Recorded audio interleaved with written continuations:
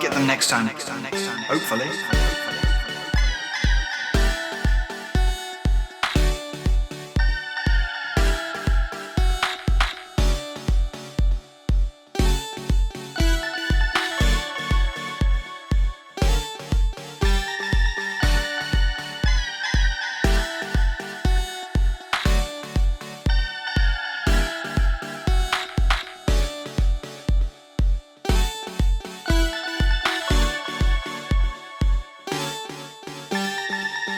Authorities say the alleged shooter planned it all. In Florida, where another community is in disbelief. In a predominantly black neighborhood in Buffalo. Tragedy in Charleston. A gay nightclub in downtown Orlando. Shocked by devastating violence, this time at that Florida high school on Valentine's Day. At least 9 people killed overnight in a massacre in an historic black church. It was like a nightmare. Of the deadliest mass shooting in modern U.S. history.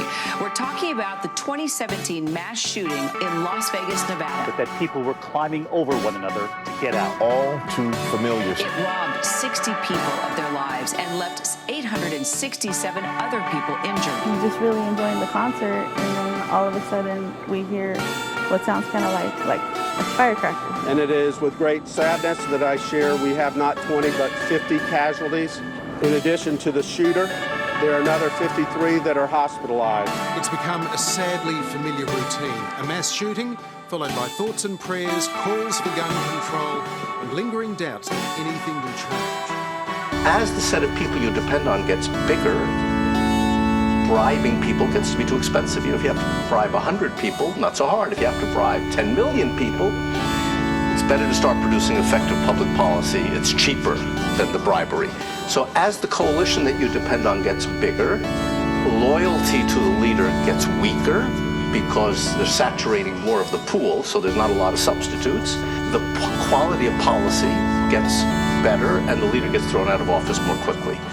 New here at 6 tonight, some call it the silent tragedy, the number of women in America dying from pregnancy or childbirth complications. Black mothers and their babies are at the center of this growing problem. We knew the day was coming, and now it's arrived. The United States has now recorded more than 1 million COVID deaths. So welcome to the nauseating world of hospital billing, where virtually nothing is free, not even the paper cup in which you get your pills. The number of Americans living without homes, in shelters, or on the streets continues to rise at an alarming rate. Every year, nearly 45,000 people in America die by suicide. And there's one particular group of Americans causing the spike in numbers: white, middle-aged men. The U.S. seeing a dramatic spike in hate crime. We used to see maybe 2 overdoses a month, and now we're seeing 2 to 3 a day. Have you all seen children on calls? We've had calls where it's been mother and father, and the kids are the ones that call the ambulance for them. We carry teddy bears on our medical units. We live in a country where politicians pick their voters, where disaster relief goes to swing states more often than it should be expected, where trains take twice as long as cars, and where children can't afford to be born. When so many want exactly what their leaders won't give them, I ask the voters they need today, how long until they find someone else?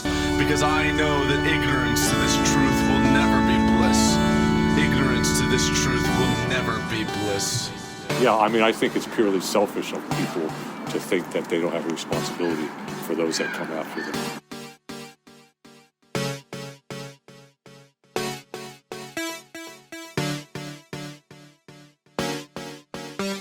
I think it's what we do now, the way we live our lives now. And if we continue to do that, 2100 ain't gonna happen. You know, it's gonna look worse than Mad Max.